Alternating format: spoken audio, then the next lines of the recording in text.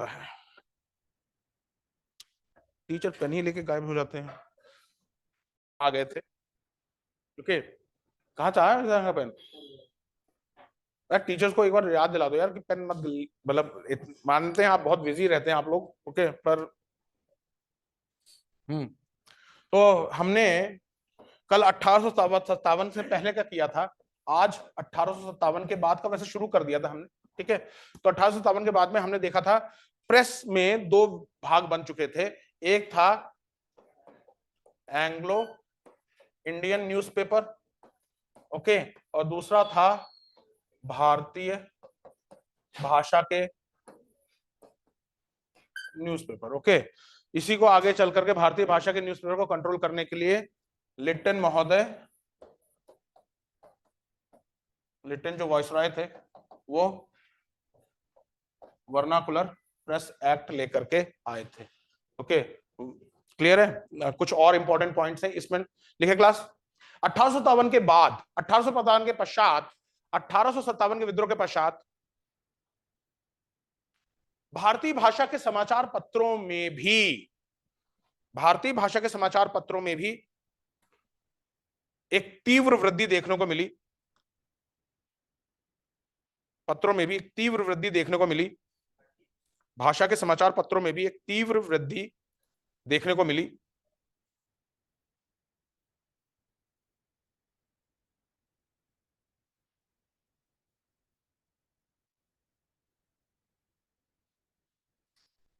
वृद्धि देखने को मिली।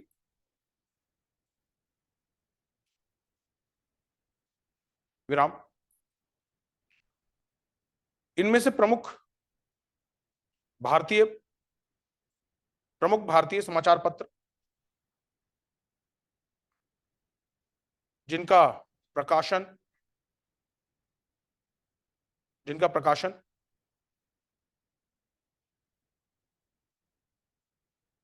प्रकाशन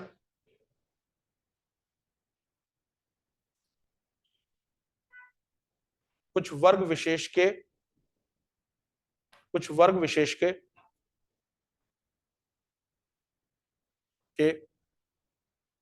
भारतीय कर रहे थे।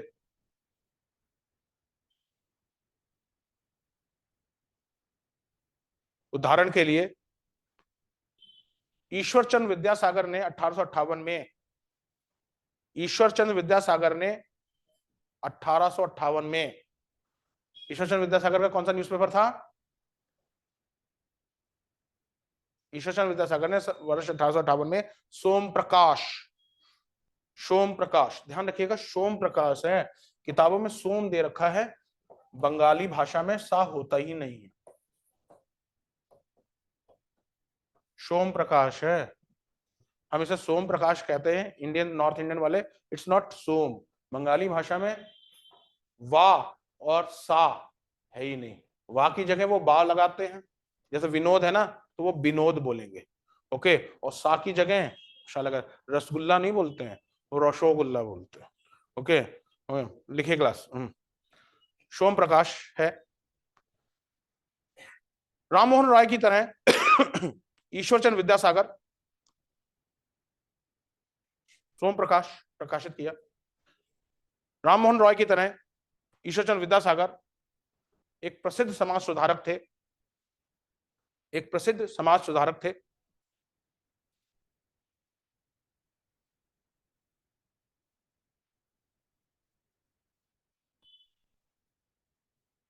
सोम प्रकाश बंगाली साहित्यिक साप्ताहिक के रूप में प्रकाशित होता था। सोम प्रकाश बंगाली साप्ताहिक वीकली न्यूज़पेपर था, बंगाली साप्ताहिक रूप में प्रकाशित होता था, बंगाली साप्ताहिक रूप में प्रकाशित होता था।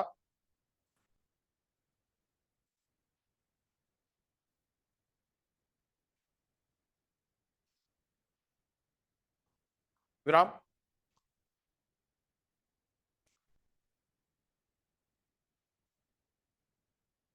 देखिए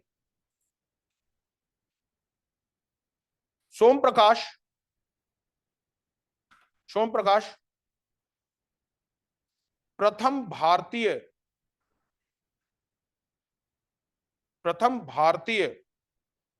समाचार पत्र था जिसने मुखर होकर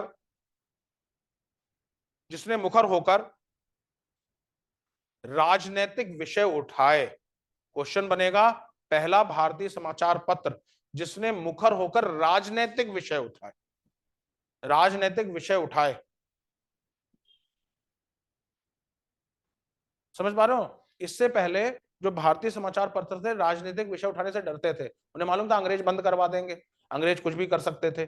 ओके, पर पहला न्यूज़पेपर जिसने मुखर होकर के, और यही रीजन रहा सोम प्रकाश को आगे चल करके लिट्टन ने अपने वर्नाकुलर प्रेस एक्ट से कार्रवाई करवा दी सोम प्रकाश के ऊपर। लिख लीजिए,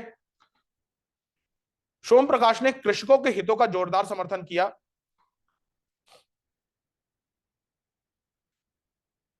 सोम प्रकाश ने कृषकों के हितों का जोरदार समर्थन किया और उनसे संबंधित कई लेख प्रकाशित किए।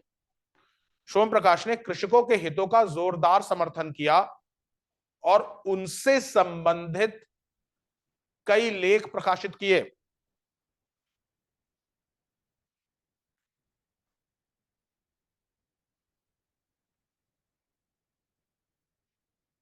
विराम। सोम प्रकाश के अतिरिक्त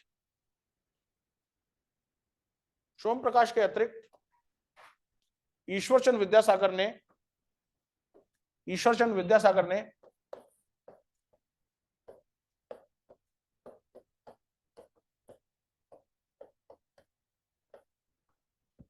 हिंदू पैट्रियट की भी जिम्मेदारी ले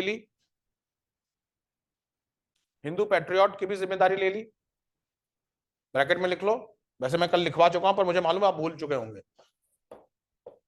ध्यान तो रहे, ये ध्यान तो रहे कि हिंदू पैट्रियट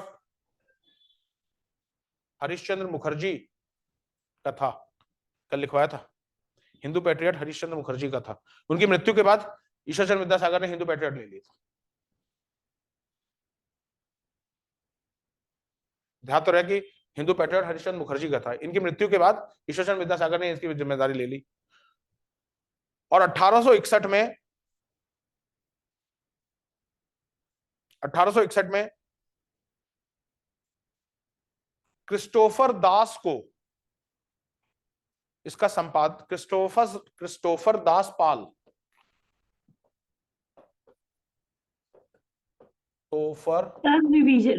रिपीट कर दीजिएगा। ओके मैं रिपीट कर रहा हूं। और 1861 में क्रिस्टोफर दास पाल को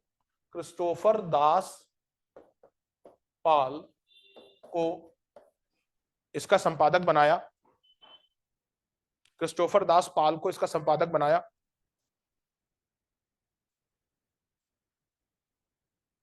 क्रिस्टोफर दास पाल को भारतीय पत्रकारिता का राजकुमार कहा जाता है। अंडरलाइन कर देना, उत्तराखंड पीसीएस पूछ चुका है ये क्वेश्चन। क्रिस्टोफर दास पाल को भारतीय पत्रकारिता का राजकुमार कहा जाता है। क्रिस्टोफर दास पाल को भारतीय पत्रकारिता का राजकुमार कहा जाता है। बैटरी चार्ज है सुरेंद्र सर? ठीक। क्रिस्टोफर दास पाल को भारतीय पत्रकारिता का राजकुमार कहा जाता है। इनके मार्गदर्शन में हिंदू पैट्रियट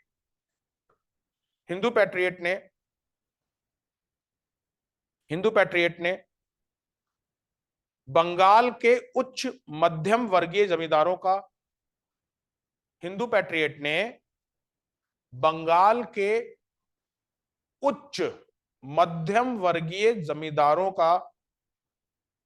प्रतिनिधित्व किया। बंगाल के उच्च मध्यम वर्गीय जमींदारों के हितों का प्रतिनिधित्व किया।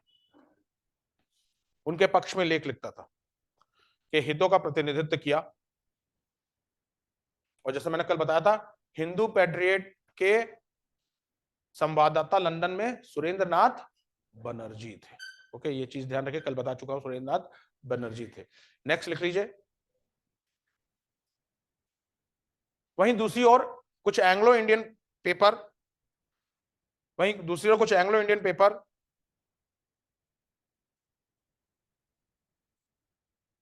जैसे अब देखिए उत्तर प्रदेश का इतिहास, उत्तर प्रदेश का इतिहास मतलब उत्तराखंड भी पूछेगा क्योंकि सेम पेरेंट स्टेट है उत्तर प्रदेश।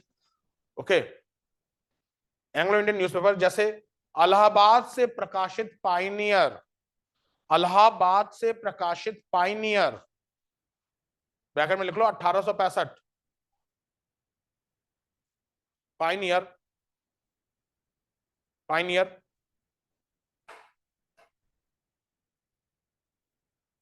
का प्रकाशन शुरू हुआ या सरकार का समर्थक था 1865, 1865 इलाहाबाद से प्रकाशित होता। आज भी आता है पाइनियर, आज भी आप यूपी में देखोगे पाइनियर आता है। ओके, पाइनियर का इलाहाबाद से प्रकाशन शुरू हुआ या सरकार का समर्थक था और भारतीयों का आलोचक था, और भारतीयों का आलोचक था। पाइनियर ने सिविल सर्विस की शक्ति को बढ़ावा देने के लिए लेख लिखे, सिविल सर्विस शक्ति को बढ़ावा देने के लिए लेख लिखे।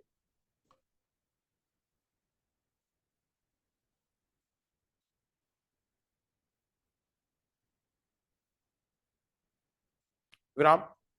इंग्लिशमैन,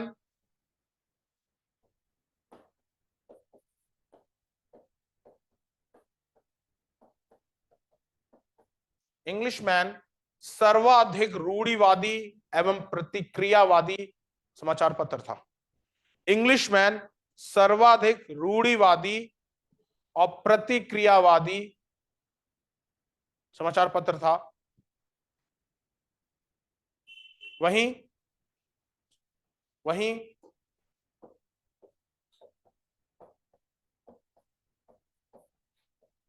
स्टेट्समैन, जो आज भी बंगाल से आता है, द स्टेट्समैन, स्टेट्समैन जिसका संपादन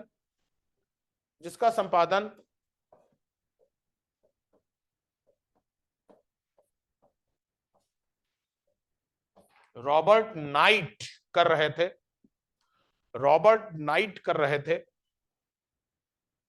अपने उदारवादी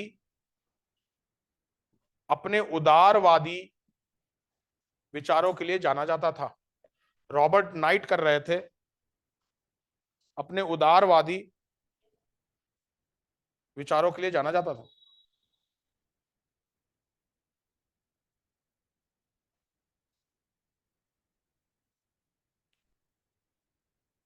विराम। मद्रास से प्रकाशित होने वाला समाचार पत्र, मद्रास से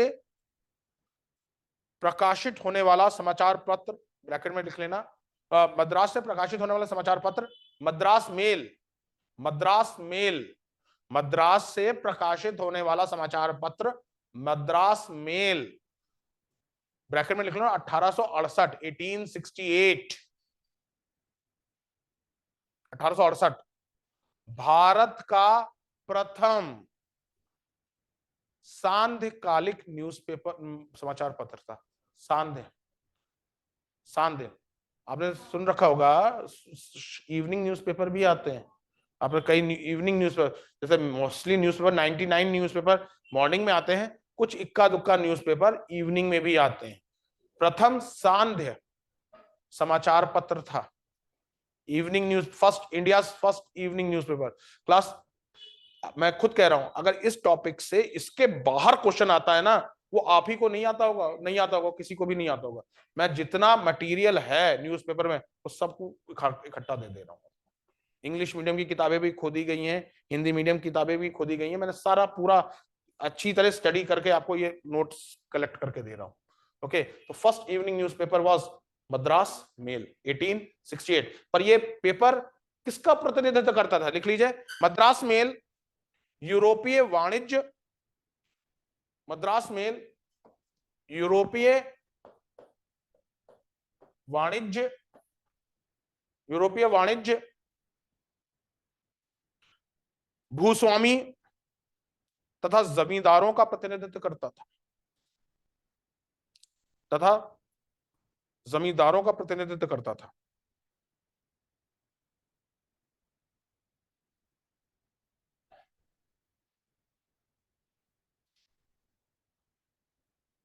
जमींदारों का प्रतिनिधित्व करता था।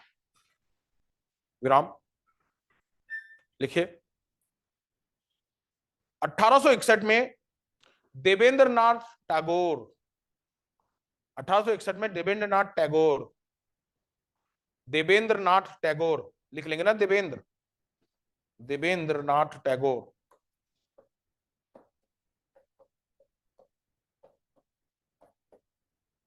देवेंद्र नाथ टैगोर तथा मनमोहन घोष ने मिलकर, मनमोहन घोष ने मिलकर एक दैनिक समाचार पत्र इंडियन मिरर की स्थापना की। एक दैनिक समाचार पत्र इंडियन मिरर की स्थापना की, ब्रैकेट में लिख लो, स्थापना की, मिरर की स्थापना की, ब्रैकेट में लिखो, कलकत्ता से।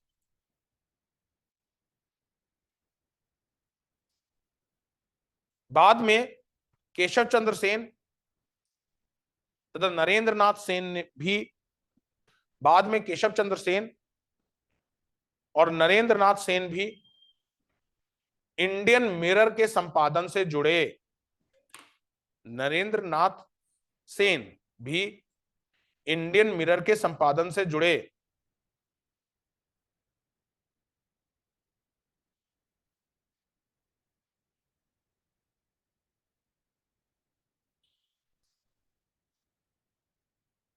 इंडियन मिरर के संपादन से जुड़े। विराम। अब ये केशव चंद्र सेन, इन सब के बारे में बताएंगे जब हम भारतीय पुनर्जागरण काल पढ़ाएंगे। केशव चंद्र सेन, ओके, लिख लो क्लास। केशव चंद्र सेन ने, केशव चंद्र सेन, जैसे मैंने आपको बताया ना, बंगाली में वाह नहीं होता, ओके। केशव चंद्र सेन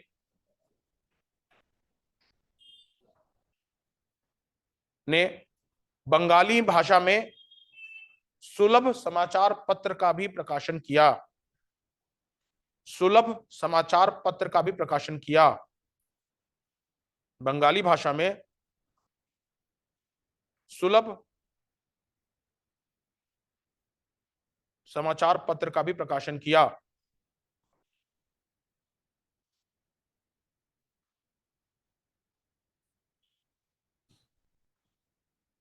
का भी प्रकाशन किया। विराम।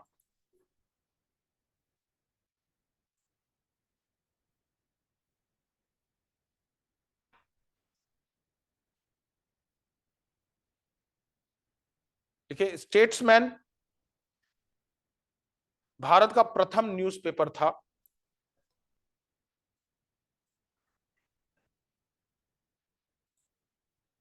स्टेट्समैन भारत का प्रथम न्यूज़पेपर, भारत का प्रथम समाचार पत्र था जिसने विदेश से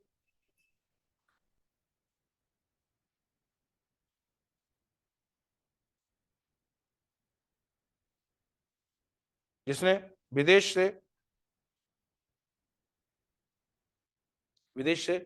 रोटरी प्रेस छापने की रोटरी मशीन मंगवाई। रोटरी मशीन,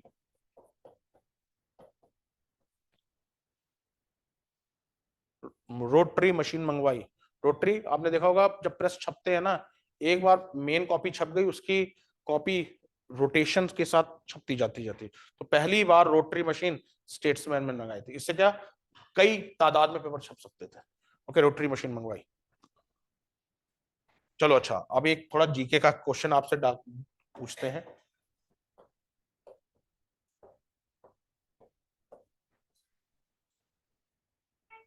ये क्या है? राइटर्स,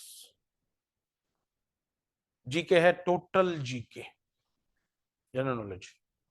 हाँ भाई, ऑनलाइन स्टूडेंट्स आप भी पार्टिसिपेट कर सकते हैं। राइटर्स क्या है? हो सकता है कंफ्यूज हो गए हो, तो इसको जिस भाषा में ये लिखा जाता है,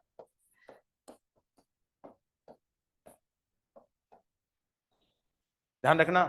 सर राइटर्स मतलब तो लेखक होगा सर।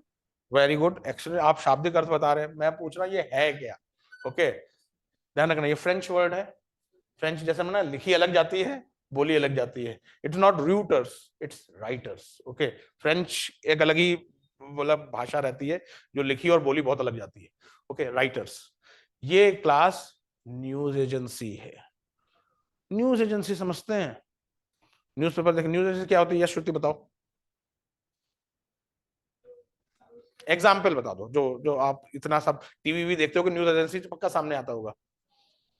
आपने देखो न्यूज सुनते होगे, खबर सुनते होगे, पीटीआई के सौजन्य से ये खबर आ रही है, एएफपी न्यूज से खबर आ रही है, वर्ल्ड की प्रथम न्यूज एजेंसी राइटर्स है। न्यूज एजेंसी समझ, तो अब देखो समझो न्यूज एजेंसी का काम क्या होता है। आपने देखोगे ना, press trust of India, PTI की न्यूज, जो कभी इंपॉर्टेंट घटना होती होगी, पीटीआई वाले माइक वाले लेके आगे पड़े होंगे, पीटीआई। ये पीटीआई है क्या? ये न्यूज एजेंसी है। इसी तरीके से इंडियन भारत, ये पीटीआई भारत की है, 1947 से है।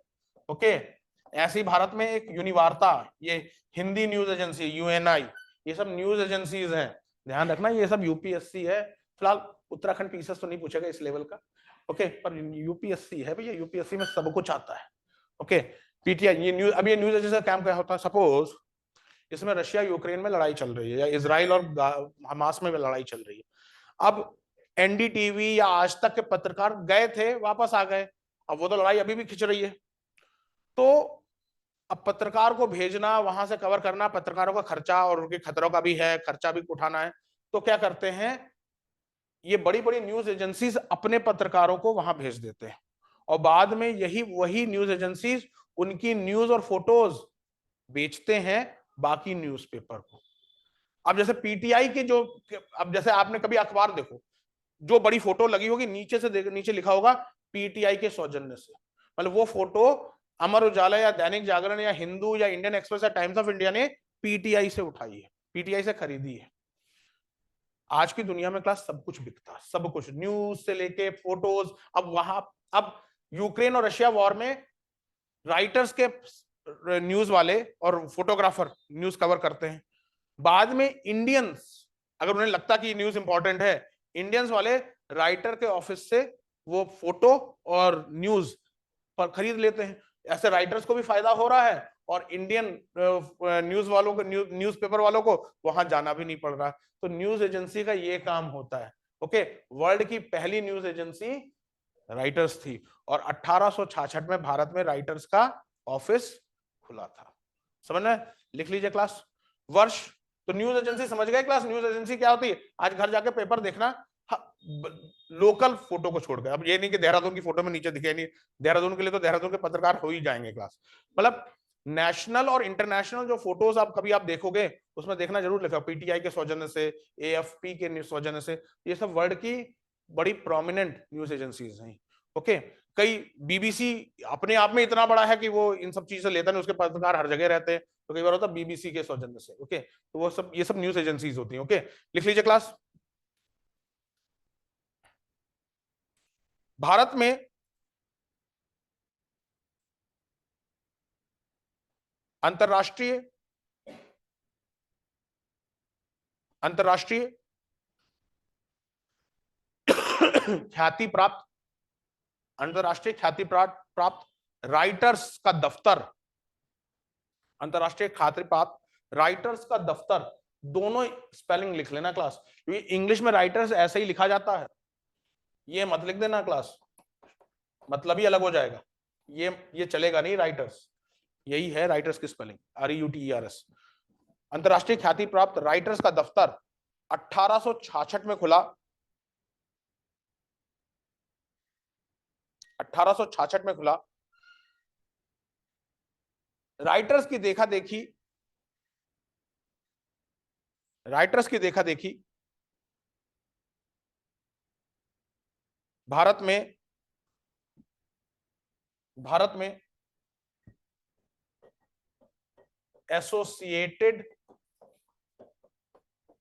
प्रेस ऑफ इंडिया नामक एजेंसी भी खुली, API, associated press of India नामक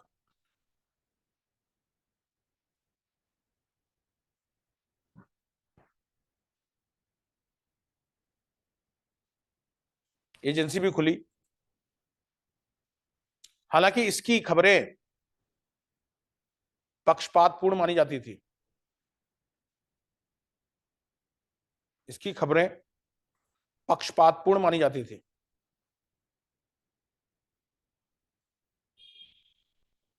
पूर्ण मानी जाती थी, मतलब ब्रिटिश के फेवर में देते थे।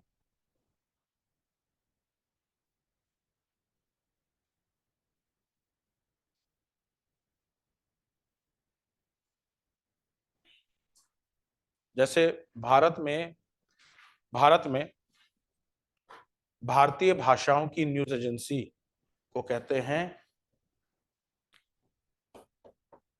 Uni, United news of India.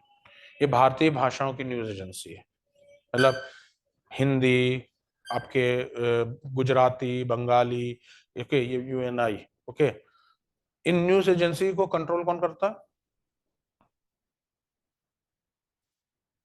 अब आप समझ रहे हो ना क्लास, मतलब थोड़ा यूपीएससी के लिए थोड़ा सा आपको लेवल का चीज लानी पड़ेगी।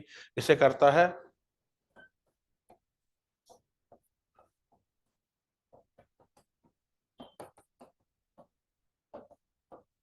Press council of India. अब ये एक गैर सरकारी निकाय है, सरकारी निकाय है, विधिक निकाय है, या टोटल फ्री है, प्राइवेट निकाय, निजी निकाय है? दूसरा, कब बना? समझ रहे हो क्लास? किस तरीके से यूपीएससी, मतलब एग्जाम, सिविल सर्विस की किस तरीके से तैयारी की जाती है, आपको चीजें मालूम होनी चाहिए। प्रेस काउंसिल ऑफ इंडिया एक विधिक निकाय है, मतलब पार्लियामेंट से पास कानून के through press council of India बना है। प्रेस काउंसिल ऑफ इंडिया आपके, मतलब सारी न्यूज एजेंसी को, भारत में जितनी न्यूज एजेंसी करती हैं उसको ये बॉडी कंट्रोल करती है, प्रेस काउंसिल ऑफ इंडिया। ये एक विधिक निकाय है, मतलब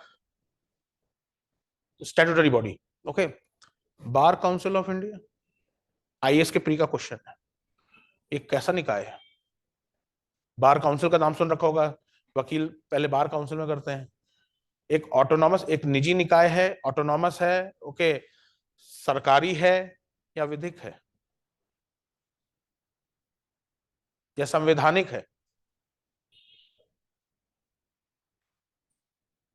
आपके कई रिलेटिव वकील भी होंगे और जो बार काउंसिल में इनरोल भी होंगे। ओके, तो बताइए बार काउंसिल कैसा निकाय है? ध्यान रखिएगा, वो भी एक विधिक निकाय है, विधिक। अब जो नए स्टूडेंट है, ये विधिक विधिक सर क्या कह रहे हैं? विधिक मतलब बेटा वो होता है जो या तो स्टेट लेजिस्लेचर से, मतलब जो या तो संसद से पास हो या विधायिका से पास हो, जो संसद ने पास होकर के कानून बनाया है वो विधिक निकाय हुआ। अगर वही कानून संविधान में मेंशन है तो वो सांविधिक निकाय हो गए। तो सरकार ने एक कानून बनाया, जैसे for example LIC, life insurance corporation. Okay, सरकार ने कानून के तहत LIC का कॉर्पोरेशन के थ्रू बनाया, तो ये एक विधिक चीज हो गई। या central vigilance commission, CVC, central vigilance commission, parliament ने कानून बनाकर चीज बनाई तो विधिक। अगर CVC संविधान में मेंशन हो गया तो क्या हो गया? सांविधिक, संवैधानिक। समझ में आएगा क्लास? ये डिफरेंस है। और जो ना विधिक है ना सांविधिक है, उन्हें हम गैर विधिक, गैर संवैधानिक निकाय कहते हैं। उदाहरण के लिए नीति आयोग, प्लानिंग कमीशन, ना संविधान में मेंशन है ना ही कोई किसी कानून में मेंशन है। मतलब अगर सपोज आज कोई राज्य कह दे कि हम नीति आयोग को नहीं मानते, तो वो कोई संविधान के खिलाफ काम कर ही नहीं रहा, क्योंकि नीति आयोग किसी संविधान में दे ही नहीं रखा, ना कानून, ना उसे कानूनी जामा पहनाया गया है, ना उसे कानूनी रूप दिया गया है। वो तो बस सरकार ने कहा एक नीति आयोग होगा। ऐसे ही प्लानिंग कमीशन का था, जवाहरलाल नेहरू और उनके कैबिनेट ने कहा था एक प्लानिंग कमीशन होगा, और प्लानिंग कमीशन बन गया। पर प्लानिंग कमीशन ना कभी पार्लियामेंट से पास हुआ, प्लानिंग कमीशन कभी पार्लियामेंट से पास नहीं हुआ, तो इसलिए हम उसे इंग्लिश में एक्स्ट्रा कॉन्स्टिट्यूशनल बॉडी कहते हैं। मतलब जो ना संविधान में मेंशन है ना पार्लियामेंट से पास की गई है, पर फिर भी वो बॉडी चल रही है। यूपीएससी आईएएस का बहुत पहले मेंस में क्वेश्चन था 2006 या 7 का, मतलब मैंने मेंस लिखा था तो कहा था कि भारत में कितने एक्स्ट्रा कॉन्स्टिट्यूशनल बॉडी चल रहा है। तो उस समय तो प्लानिंग नीति आयोग तो था नहीं, प्लानिंग कमीशन था, प्लानिंग कमीशन था। ओके, तो प्लानिंग कमीशन तो उसे समझाना पड़ा, उस आंसर लिखना पड़ा कि पहले ये एक्स्ट्रा कॉन्स्टिट्यूशनल बॉडी होते क्या है। तो एक्स्ट्रा कॉन्स्टिट्यूशनल बॉडी वो होते हैं जिसे हिंदी में और आसान भाषा गैर संवैधानिक और गैर विधिक निकाय कहा जाता है। इंग्लिश में तो एक वर्ड है एक्स्ट्रा कॉन्स्टिट्यूशनल बॉडी, मतलब जो ना संविधान में मेंशन हो और ना ही किसी कानून में मेंशन हो। तो आज के समय में नीति आयोग है इस तरीके का। समझ में आया क्लास? ओके, लिख लीजिए क्लास। एक एक्स्ट्रा पॉइंट बता रहा था तो इसलिए। और ध्यान रखिए प्रेस काउंसिल ऑफ इंडिया 1966 में बनी थी, 1966। ओके, लिखिए हालांकि इसकी खबर AF associated press of India की पक्षपातपूर्ण मानी जाती थी। नेक्स्ट लाइन, 1868 में 1800 एक और पॉइंट लिख लो, 1865 में देवेंद्रनाथ टैगोर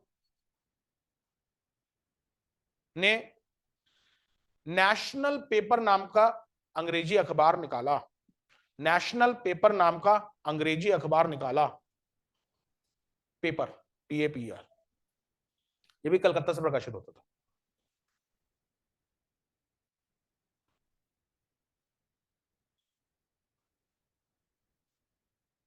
अठारह में गिरीश चंद्र घोष ने 1862 में गिरीश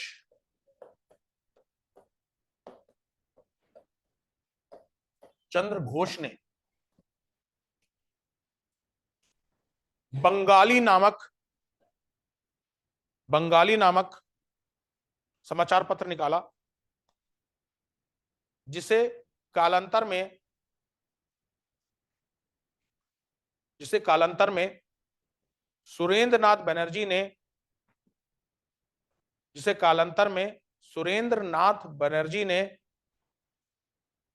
1879 में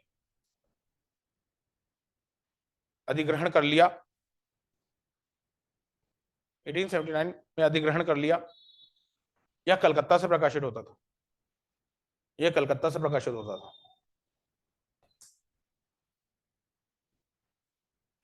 प्रकाशित होता था।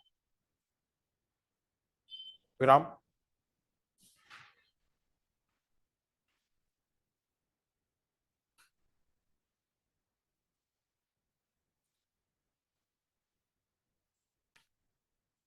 अठारह सौ अड़सठ में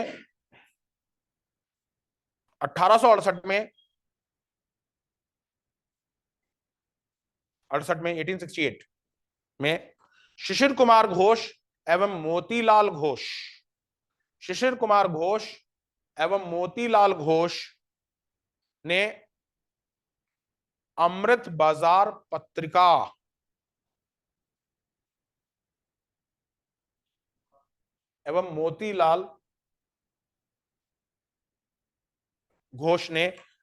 बाजार पत्रिका नामक एक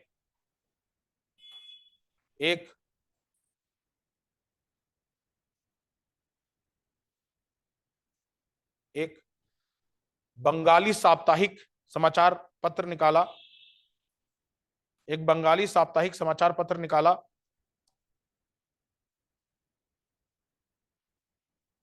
जो कि अंग्रेजी सरकार की नीतियों का पुरजोर विरोध करता था।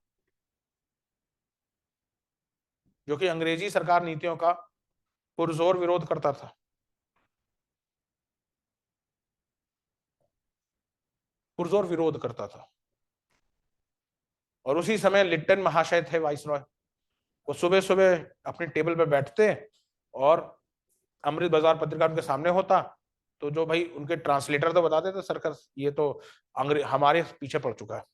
उन्होंने कहा एक कानून बनाया जाए, वर्नाकुलर प्रेस एक्ट। आगे चल के पढ़ाएंगे, अभी पढ़ाया नए स्टूडेंट नहीं पढ़ाया है, ये सब राष्ट्रवाद में पढ़ाएंगे। और वर्नाकुलर प्रेस एक्ट क्या था? वर्नाकुलर प्रेस एक्ट था अंग्रेजों का द्वारा, वाइसरॉय लिट्टन के द्वारा बनाया गया कानून जो भारतीय भाषा के खिलाफ था। वर्नाकुलर मतलब होता है लोकल लैंग्वेज। ओके जैसे हम हिंदी बोलते हैं या आप गढ़वाली बोले या कुमाऊनी बोले तो it is these are vernacular language, जो लोकल भाषा बोल दी जाती है। ओके तो वर्नाकुलर प्रेस एक्ट, लिट्टन ने कानून बनाया कि ये जो भारतीय भाषा के जो न्यूज़पेपर हैं ये सरकार के बहुत आलोचक है, इनका मुंह बंद कर देना चाहिए।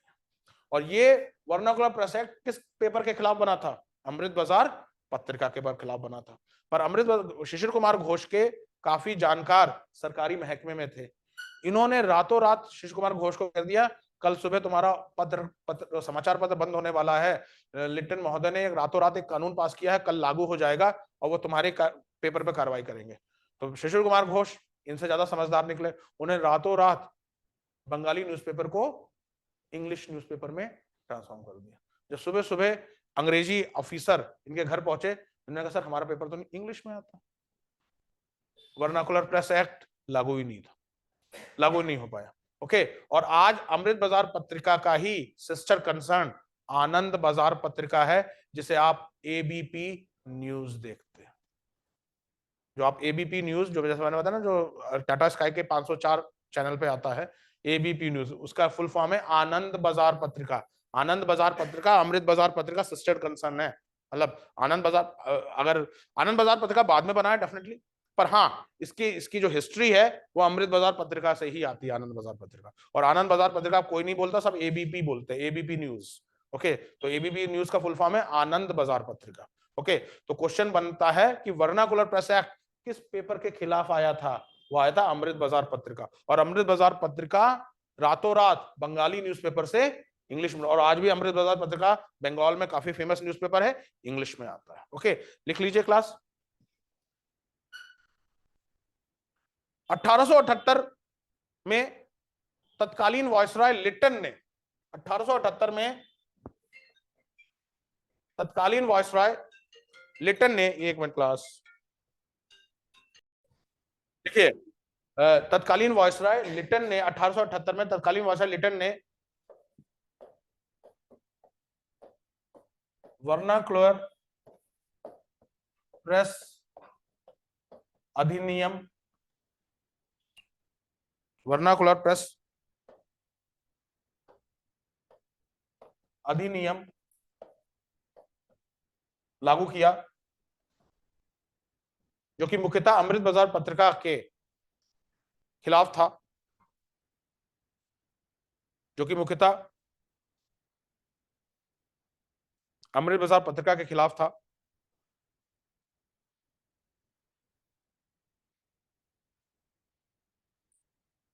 के खिलाफ था, परंतु अमृत बाजार पत्रिका रातों रात परंतु अमृत बाजार पत्रिका रातों रात बंगाली समाचार पत्र से अंग्रेजी समाचार पत्र बन गया। रातों रात बंगाली समाचार पत्र से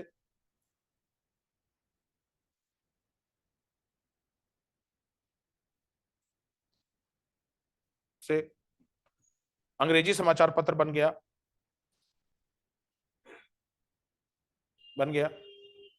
और इस कारण वह वर्नाकुलर प्रेस अधिनियम से बच गया। इस कारण से वह वर्नाकुलर प्रेस अधिनियम से बच गया, परंतु सोम प्रकाश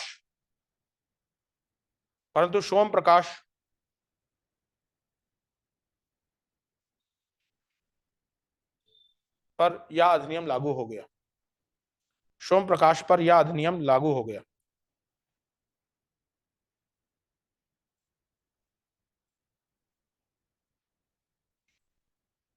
विराम।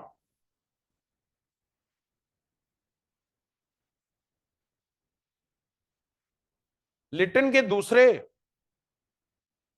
पक्षपाती कानून, लिट्टन के दूसरे पक्षपाती कानून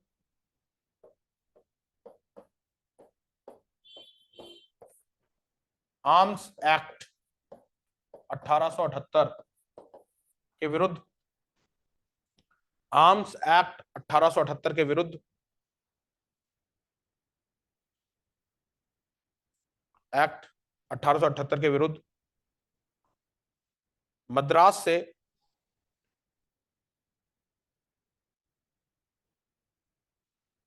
से जीएस अय्यर और वीर राघवाचारी ने, जी एस अय्यर और वीर राघवचारी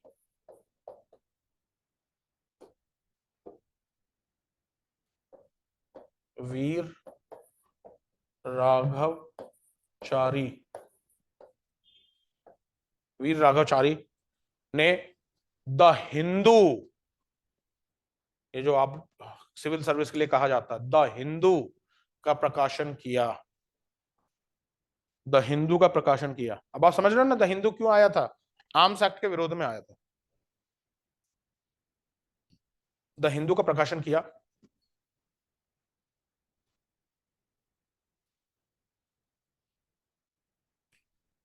अठारह सौ नवासी के बाद द हिंदू दैनिक पत्र हो गया। 1889, आप लोगों की हिंदी की गिनती भी 1889, 90 होता है ना, 9 से 1889, 1889 के पश्चात द हिंदू दैनिक पत्र हो गया।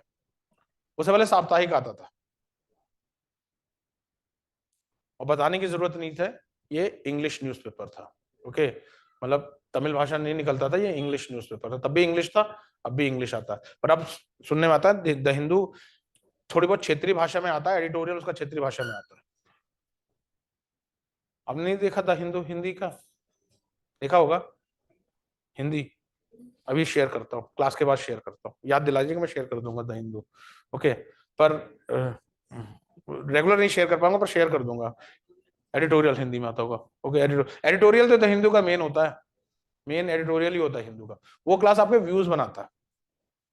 मैं कई बार, मेरा दिल्ली यूनिवर्सिटी में जो 32वीं रैंक, मैंने जब मैंने बीए बीएससी के बाद मैंने एमए किया था, तो दिल्ली यूनिवर्सिटी से किया था। तो उसमें जीएस का पेपर आया था, सब्जेक्टिव जीएस का पेपर, जैसे आईएएस का पेपर होता है वैसे जीएस का पेपर। तो भैया गढ़वाल यूनिवर्सिटी का छात्र था, एसजीआरआर से चला गया दिल्ली यूनिवर्सिटी, दे जाते हैं, था कि सिविल सर्विस की तैयारी करनी है, तो भाई दिल्ली यूनिवर्सिटी सबसे बेस्ट यूनिवर्सिटी है सिविल सर्विस के लिए। क्योंकि बीएससी के बाद एमए करना चाह रहा था, तो हमारे सामने जो लोग जिनका बैकग्राउंड वो सब्जेक्ट नहीं होता, तो दिल्ली यूनिवर्सिटी उनके लिए एक जनरल पेपर निकालती है। 2002 की बात है। तो 2002 से पहले क्या क्या घटनाएं घटी गई थी? पार्लियामेंट पे अटैक हुआ था, ओके, और आपके गोधरा राइट्स हुए थे फरवरी 2। तो उसने यही सब क्वेश्चन दागे थे कि राज का क्या रोल होना चाहिए जब दंगे हो जाएंगे। हिंदू में ग्रेजुएशन के सेकेंड ईयर से पढ़ रहा था। ओके, मैंने, मुझे कुछ नहीं, मतलब खुद बिल्कुल, मैं तो दिल्ली घूमने की वजह से गया था, और जो मैंने हिंदू में पढ़ता था एडिटोरियल, वही सब कहानियां लिख डाली। तो मैंने तो मालूम ही नहीं था कब रिजल्ट आया। मेरे फादर ने अपने ऑफिस से पता करवाया था कि जब देखो रिजल्ट आया, तो मालूम चला मेरे को 32वीं रैंक मिली है ऑल ओवर दिल्ली यूनिवर्सिटी। और इस कारण से मेरे को हंसराज कॉलेज मिला था, दिल्ली का तीसरे नंबर का कॉलेज है। मतलब पहला दिल्ली में भी कॉलेज है आपका सेंट स्टीफेंस, स्टीफेंस के बाद हिंदू कॉलेज है, हिंदू कॉलेज के बाद हंसराज आता है, तीसरे नंबर का कॉलेज मिला था। तो मैं पूरा श्रेय अपने दिल्ली यूनिवर्सिटी के एग्जाम को क्रैक करने का द हिंदू को डालता हूं। मेरा कोई भी बस मेरा ये श्रेय था कि मैं पढ़ता था उस पेपर को। आज भी मैं पढ़ूं ना पढ़ूं, मेरे घर में द हिंदू जरूर आता है। कई बार होता है मौका लग जाता है, क्योंकि आजकल थोड़ी व्यस्तता बहुत ज्यादा हो गई है, कई बार नहीं पढ़ पाता हूँ, और कई बार मौका लग के जरूर पढ़ता हूँ। अब जैसे आजकल थर्सडे फ्राइडे सैटरडे तो मैं पढ़ ही नहीं सकता, क्योंकि मेरे को सुबह इधर आना होता है। थोड़ा बहुत मंडे ट्यूसडे वेडनेसडे मेरे पास समय होता है पढ़ने का। ओके, तो गाइज जबरदस्त, इसकी एडिटोरियल का कोई समकक्ष है ही नहीं। क्योंकि ये जब एडिटोरियल लिखता है ना, जो बड़े ओपिनियन वाले लिखता है, ये समस्या लेता है, क्यों वो समस्या है और इसका समाधान क्या होना चाहिए, ये इस चीज पे जोर देता है, और जो समाधान जोर देता है, और ये निष्पक्ष होकर के लिखता है। मैंने कहा ना, जब मैं यूपीए की गवर्नमेंट थी, तब मैं तैयारी कर रहा था, तब यूपीए सरकार के खिलाफ लिखता था, अब एनडीए गवर्नमेंट है तो एनडीए सरकार के खिलाफ। ये मुझे लगता था हिंदू सरकार विरोधी ही न्यूज़पेपर है, और इसलिए हमें और आपको कहा जाता था हिंदू पढ़ो, बिकॉज आप किस चीज की तैयारी करो, पीसीएस से आईएएस बनने की तैयारी करो। पीसीएस और आईएएस कौन होते हैं? नीति के निर्माता। तो जब आपको नीति की कमियां मालूम होंगी तभी तो आप उसमें सुधार कर पाओगे। समझिए, मतलब लोग कहते हैं ना द हिंदू पढ़ो, क्यों पढ़ो? क्योंकि वो सरकार की हर पॉलिसीज में कुछ ना कुछ द हिंदू कमी निकाल देता। ये सरकार ये पॉलिसी में ये कमी है, स्मार्ट कार्ड की ये पॉलिसी में ये कमी है, तो आप ब्यूरोक्रेट होकर के इन कमियों को सुधारो। तो इसलिए द हिंदू कहा जाता। मतलब जो कुछ लोग कहते हैं ना द हिंदू क्यों कहा जाता, टाइम्स ऑफ इंडिया क्यों नहीं, हिंदुस्तान टाइम्स क्यों नहीं? अब थोड़ा बहुत द हिंदू के समकक्ष एक और न्यूज़पेपर ने अपने आप को अपडेट किया है, इंडियन एक्सप्रेस, जिसका हिंदी वर्जन जनसत्ता आता है, पर जनसत्ता पढ़ने से कोई फायदा नहीं है, बकवास न्यूज़पेपर, वो अगेन वही राजनीति में उलझा रहता है। इंडियन एक्सप्रेस भी बहुत अच्छा न्यूज़पेपर है। ओके, इसलिए जो आप लोग वैसे जो लोग यूपीएससी की तैयारी कर रहे हो क्लास, ये दो न्यूज़पेपर पढ़ना जरूर, अगर यूपीएससी की तैयारी कर रहे हो। पीसीएस की तैयारी कर रहे हो, ये सब पढ़ने की जरूरत नहीं है, आप पूर्णता संस्थान पे रिलाई कर सकते हो, हम आपको पीसीएस निकलवा देंगे बशर्ते आप मेहनत करने को तैयार हो। इतना हम आपको विश्वास दिलाते हैं। कल का परसों का पेपर देखोगे, काफी कुछ जीएस क्लास नोट से आएगी आरओ के पेपर में, इतना विश्वास है। क्लास इतने सारे पीसीएस 2010 से हमारे ऑफिसर निकल चुके हैं, इतना आराम से विश्वास है कि काफी कुछ जीएस। उत्तराखंड में ज्यादा हाथ पांव मारने की जरूरत नहीं है, उत्तराखंड में कंसिस्टेंसी और रिवीजन करने की ज्यादा जरूरत है। यूपीएससी के लिए आपको कई चीजें पढ़नी पड़ेंगी, योजना है, हिंदू है, इंडियन एक्सप्रेस है, बिकॉज वो पेपर का लेवल थोड़ा ऊपर बढ़ा देता है। अब जैसे मैंने आपको बताया ना, प्रेस काउंसिल ऑफ इंडिया वो पूछ लेगा इन सब चीजों के स्टेटमेंट, वो यूपीएससी है। उत्तराखंड पीसीएस कभी नहीं ये सब पूछेगा, वो स्ट्रेट फॉरवर्ड पूछता है। वो ये पूछेगा अमृत बाजार पत्रिका किसने शुरू किया।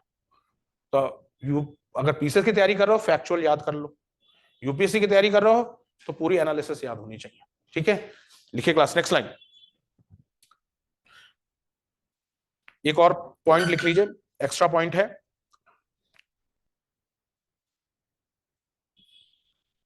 किसने वंदे मातरम लिखा था? वंदे मातरम सॉन्ग किसने लिखा था? बंकिम चंद्र चटर्जी ने। इन्होंने एक मैगजीन पब्लिश की थी, उसका क्या नाम था? लिखिए क्लास। वर्ष 1873 में, वर्ष 1873 में बंकिम चंद्र चटर्जी ने, बंकिम चंद्र चटर्जी ने बंग दर्शन नामक, बंग दर्शन नामक, ये इंपॉर्टेंट पॉइंट है, बंग दर्शन नामक एक बंगाली मासिक पत्रिका शुरू की, जो कि कलकत्ता से प्रकाशित होती थी। बंग दर्शन नामक एक बंगाली मासिक पत्रिका शुरू की, जो कि कलकत्ता से प्रकाशित होती थी।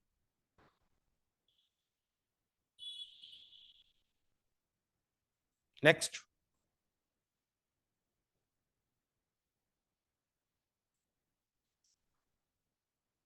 वहीं पश्चिम भारत में, वहीं पश्चिम भारत में बंबई प्रेसिडेंसी में, वहीं पश्चिम भारत में बंबई प्रेसिडेंसी में बाल गंगाधर तिलक ने, बाल गंगाधर तिलक ने कौन कौन से पेपर प्रकाशित किए थे? बाल गंगाधर तिलक ने मराठा और केसरी। Very good. अब मेरे को ये बताओ राकेश जी, मराठा किस भाषा में था और केसरी किस भाषा में था? मराठा इंग्लिश में था, केसरी इंग्लिश में। ओके, लिखिए क्लास, लिखिए। बाल गंगाधर तिलक ने दो प्रमुख अखबार प्रकाशित किए, दो प्रमुख अखबार प्रकाशित किए, मराठा, मराठा ब्रैकेट में लिख लो अंग्रेजी में, और केसरी मराठी में, केसरी मराठी में। इन दोनों का प्रकाशन बंबई से होता था।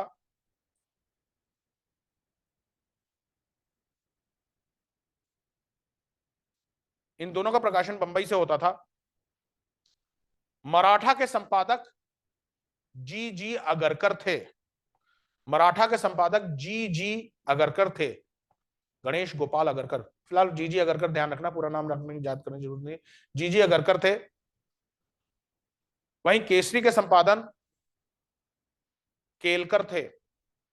वहीं केसरी के संपादक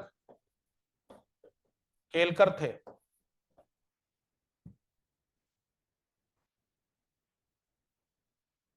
1862 में 1862 में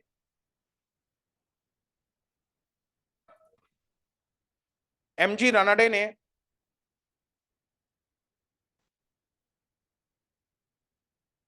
एमजी रानडे ने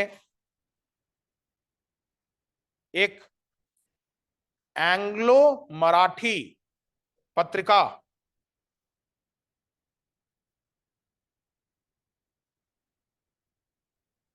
एंग्लो मराठी पत्रिका की शुरुआत की, जिसे इंदु प्रकाश के नाम से जाना गया, जिसे इंदु प्रकाश के नाम से जाना गया।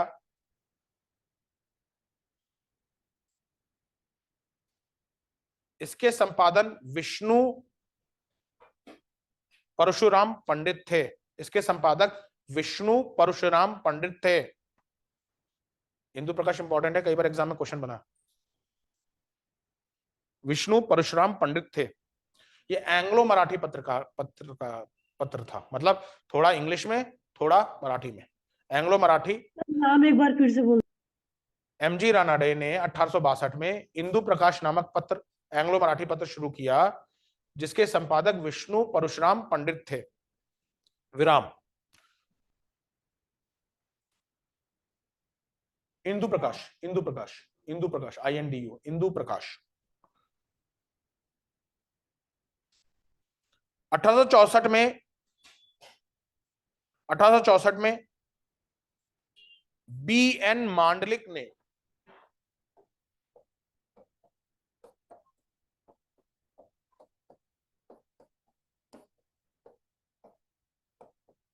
BN मांडलिक ने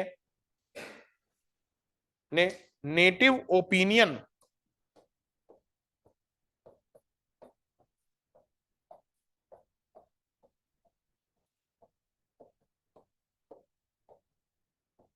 नेटिव ओपिनियन का प्रकाशन किया। नेटिव ओपिनियन का प्रकाशन किया।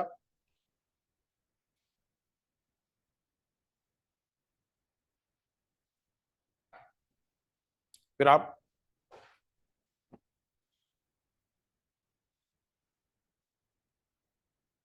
Next point, next paragraph. Bharat Mitra का प्रकाशन, भारत मित्र का प्रकाशन बाल मुकुंद गुप्ता ने, बाल मुकुंद गुप्ता ने, बाल मुकुंद, मुकुंद मुकुंद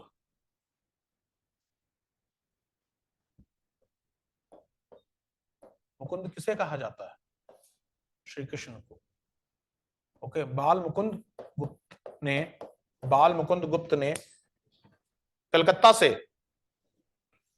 कलकत्ता से एक हिंदी साप्ताहिक के रूप में, एक हिंदी साप्ताहिक के रूप में प्रकाशित किया। पत्र का क्या नाम था? भारत मित्र। भारत मित्र। बहुत सारे फैक्ट्स हैं बेटा, याद बस आपको करना है। ओके, भारत मित्र का प्रकाशन बाल मुकुंद गुप्त ने कलकत्ता से किया, जो कि हिंदी साप्ताहिक के रूप में था। उत्तर प्रदेश से, उत्तर प्रदेश से हिंदुस्तान साप्ताहिक का प्रकाशन,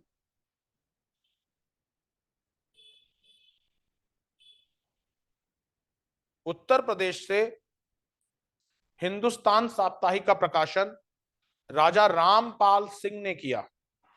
हिंदुस्तान साप्ताहिक का प्रकाशन राजा रामपाल सिंह ने किया।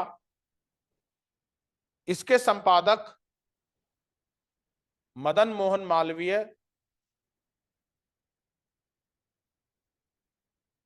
मदन मोहन मालवीय तथा प्रताप नारायण मिश्र थे। मदन मोहन मालवीय तथा प्रताप नारायण मिश्र थे।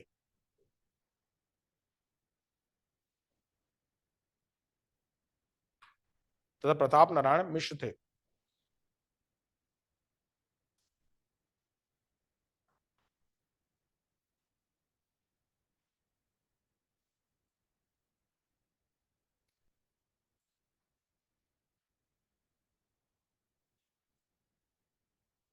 लिखिए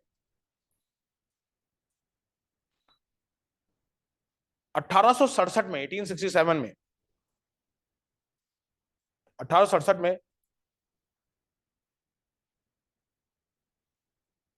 भारत के प्रमुख कवि, लेखक और नाटककार, भारत के प्रमुख कवि, लेखक, नाटककार भारतेंदु हरिश्चंद्र, नाम तो सुन रखा होगा, भारतेंदु हरिश्चंद्र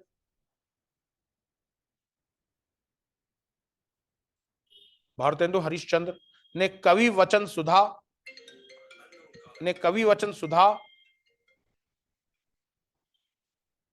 और 1872 में, बाद में 1872 में इन्होंने हरीशचंद्र मैगजीन नामक मासिक पत्रिका का प्रकाशन किया।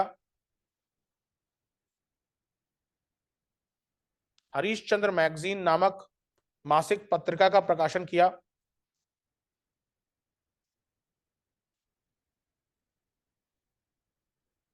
नाम तो सुन रखा होगा ना, भारतेंदु हरिश्चंद्र बहुत फेमस व्यक्ति रहे हैं हिंदी की, अगर आप हिंदी माध्यम के हैं तो भारतेंदु हरिश्चंद्र के नाम जानते होंगे।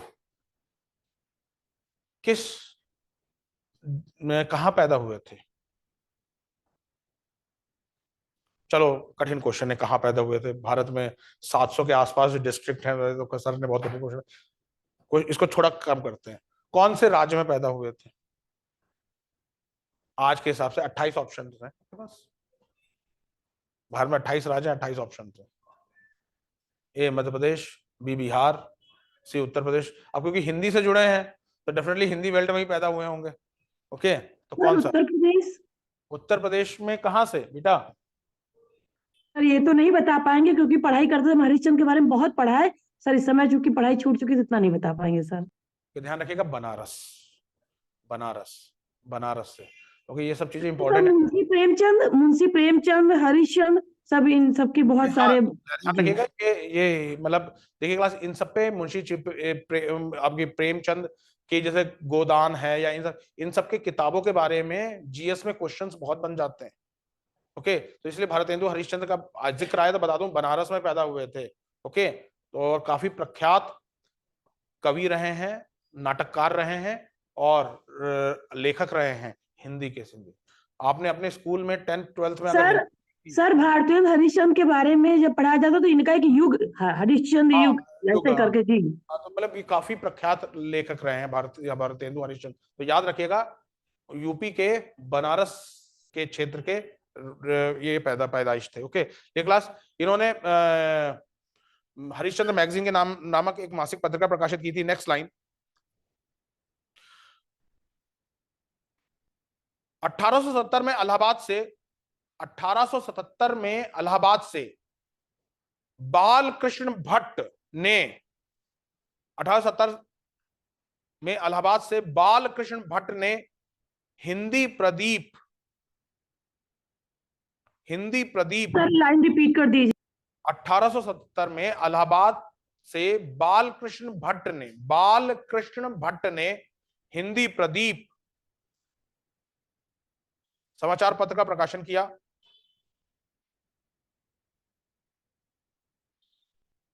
1884 में बनारस से 1884 में बनारस से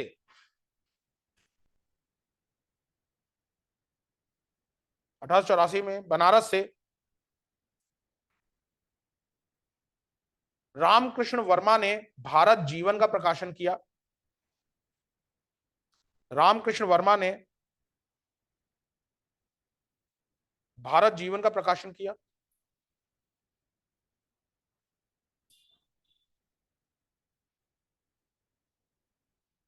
जीवन का प्रकाशन किया, भारत जीवन का प्रकाशन किया।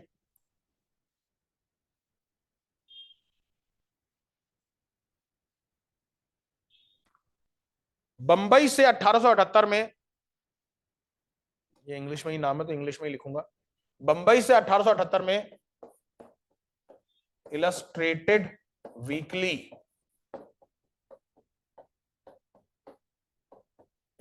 वीकली और कलकत्ता से 1888 में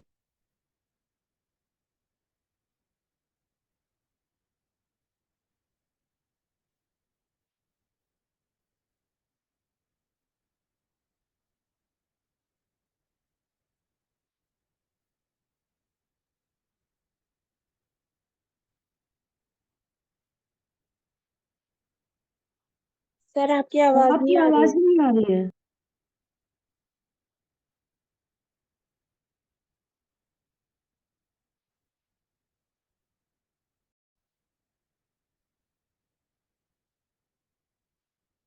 ये दो समाचार पत्र भारत के पहले वित्त समाचार पत्र थे।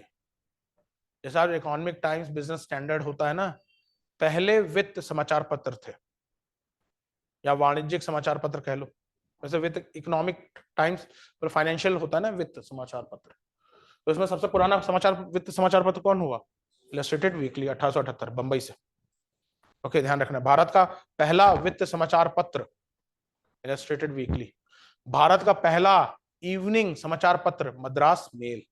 ओके, मैंने काफी सारे आपको फर्स्ट फर्स्ट बताए हैं, ये चीज याद रखिएगा। ओके, ये दो फाइनेंशियल, भारत के पहले फाइनेंशियल पेपर, न्यूज़पेपर रहे हैं। ओके, लिख लीजिए क्लास, नेक्स्ट लाइन।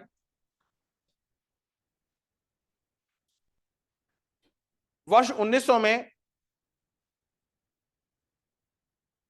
वर्ष 1900 में जी ए नटेसन ने, वर्ष 1909 में, 1900 में जी ए नटेसन ने, नटेसन ने द इंडियन रिव्यू की स्थापना मद्रास से की। द इंडियन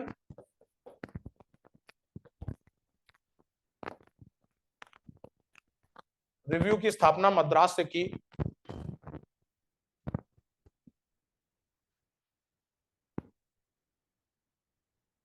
1907 में,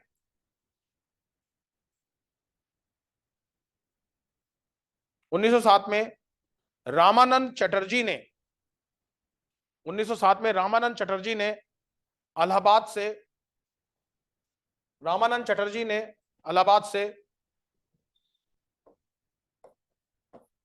मॉडर्न रिव्यू, इलाहाबाद से मॉडर्न रिव्यू प्रकाशित किया।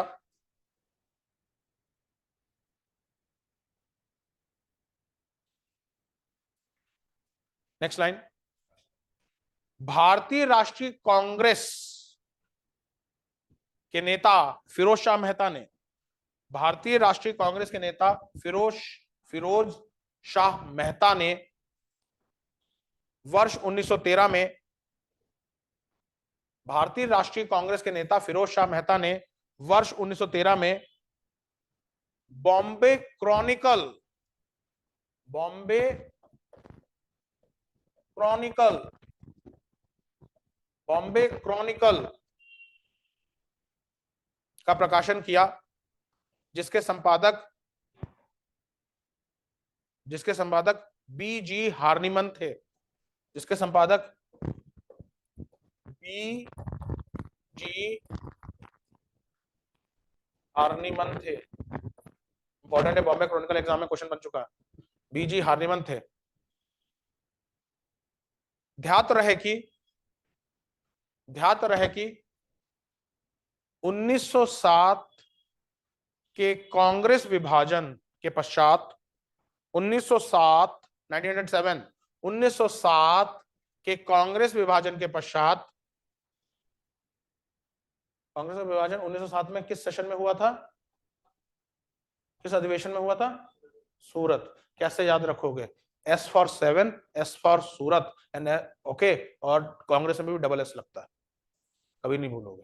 भूल जाते हैं ना कि अरे कांग्रेस का विभाजन किस सेशन में हुआ था, एस फॉर 7, एस फॉर सूरत, और कांग्रेस में भी डबल एस लगता है, CUNGRE, एक एस फॉर 7, एक फॉर। कांग्रेस 1907 में विभाजित हुई थी मॉडरेट और एक्सट्रीमिस्ट में। ओके, नरम दल और गरम दल में। ओके, 1907 में कांग्रेस विभाजन के पश्चात उदारवादी विचारों को पहुंचाने के लिए, उदारवादी विचारों को पहुंचाने के लिए बॉम्बे क्रॉनिकल की स्थापना की गई थी?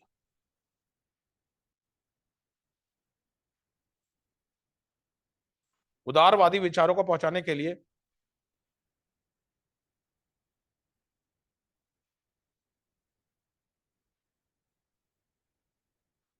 बॉम्बे क्रॉनिकल की स्थापना की थी।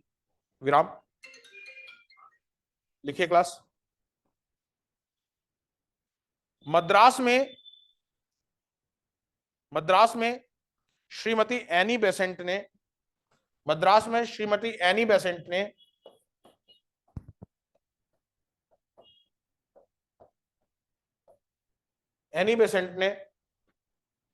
मद्रास स्टैंडर्ड को खरीदकर मद्रास स्टैंडर्ड लिख लेंगे ना, मद्रास स्टैंडर्ड तो लिख लेंगे ना, मद्रास स्टैंडर्ड को खरीदकर उसका नया नाम न्यू इंडिया रखा।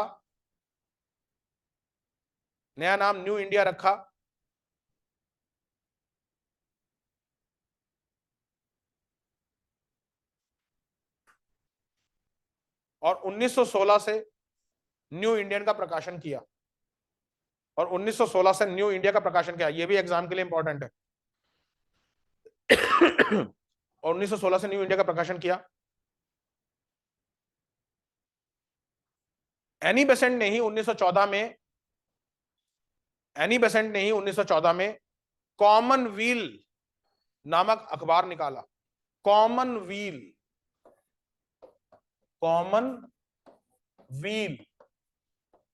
नामक अखबार निकाला।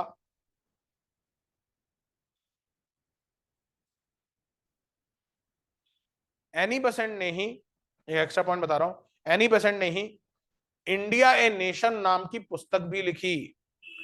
India a nation, Annie Besant ने ही इंडिया अ नेशन नाम की पुस्तक भी लिखी। विराम। क्लियर है गाइस? ओके, सर आ चुके हैं, तो यहां पे मेरे को रोकना होगा क्लास। इसके आगे मैं आपको नेक्स्ट बृहस्पतिवार को पढ़ाऊंगा, क्योंकि जैसे आपको विदित है परसों आपका पेपर है, तो इस कारण से मैक्सिमम स्टूडेंट्स आरओ की तैयारी के लिए वो है, तो इसलिए कल हम अपने यहाँ अपने संस्थान में समस्त क्लासेस को विराम दे रहे हैं कल के लिए। ओके, आप जाइए, रिलैक्स रहिए, या पढ़ाई रिवीजन करना रिवीजन करिए, क्योंकि संडे को उत्तराखंड पीसीएस का आरओ का परीक्षा है, प्रारंभिक परीक्षा है। और अच्छी तरीके से, विकेश जी आपका भी है या अभी आप अंडरग्रेड है? अंडरग्रेड है, ओके। तो यहाँ कितने लोग दे रहे हैं? 1 2 3 4। आप राहुल अभी ओके नहीं है? ओके, तो 4 5 जो लोग दे रहे हैं, ऑनलाइन में से कोई दे रहा है? Yes sir. ओके, कौन दे रहा बेटा? सर किरण। किरण, ओके। तो उम्मीद करता हूं बिल्कुल आपका पेपर बहुत अच्छा जाएगा। ओके, आपको बहुत कुछ सोनू भट्ट सर ने भी उत्तराखंड के लिए बहुत कुछ पढ़ाया है, तो पहली बात नर्वस नहीं होना है। ओके, और फिर से मैं कह रहा हूं, अगर आपकी मैथ्स स्ट्रांग है तो पहले मैथ्स का एरिया खत्म कर देना क्लास, क्योंकि उसके 25-30 क्वेश्चन रहेंगे, आई थिंक 50 क्वेश्चन रहेंगे मैथ्स और रीजनिंग मिला करके। तो वो अगर उसके आपके सॉलिड है तो वो सॉलिड बनाना, उसके बाद जीएस पे आना। क्योंकि कई बार क्या होता है, हम जीएस में उलझ जाते हैं, फिर मैथ्स में कई बार आते हुए क्वेश्चन छूट जाते हैं। ओके, तो ये चीज है, और मुझे पूरी उम्मीद है मेरे बच्चे, आप लोग में से काफियों का सिलेक्शन होगा, प्रीलिम्स क्वालिफाई होगा। ठीक है, तो इसका पेपर का डिस्कस हम सोमवार या मंगलवार को हम किसी टीचर को अपॉइंट कर देंगे, जो इस पेपर का डिस्कस आपको पूर्णतः डिस्कस करा देगा। ओके, और उसके बाद आप लोगों का पूरा लक्ष्य, चाहे वो यूपीएससी हो, चाहे वो उत्तराखंड पीसीएस हो, आने वाला जो अपकमिंग पीसीएस है, उस पर होना चाहिए। ठीक है, और कल अपने आप को बिल्कुल रिलैक्स रखना, कोई एग्जाम की ज्यादा टेंशन नहीं, जो पढ़ना था पढ़ाई हो चुकी है। ओके, वही मैंने आप लोगों को, अभी मैं ऑफलाइन वालों को भी यही बता रहा था, जाइए मूवी देखिए, सैम बहादुर है चल रही है, एनिमल चल रही है, जो भी आपको अच्छा लग रहा है वो देखिए। ओके, रिलैक्स रहिए। ओके, और संडे को एक उसका एग्जाम है आपके, एक उस पाली का, बस दे करके आइए। कोशिश करेंगे, देखिए अगर संडे को थोड़ी मेरी व्यस्तता रहती है, अगर मौका मिलेगा तो आंसर की तो आपको दे देंगे, नहीं तो आपको मंडे को आपका पेपर में डिस्कस हो जाएगा। ओके, तो कल कोई क्लास नहीं होगी, आपकी क्लास सीधे सोमवार को होगी। ओके, ठीक है गाइस, ओके। तो सी यू ऑन, मैं आपसे मुलाकात करूंगा बृहस्पतिवार को, बाकी सोमवार से आपकी रेगुलर क्लासेस शुरू हो जाएंगी। ओके क्लास, ठीक है, थैंक यू, नमस्कार। CSAT class within 5 minutes में शुरू होगी।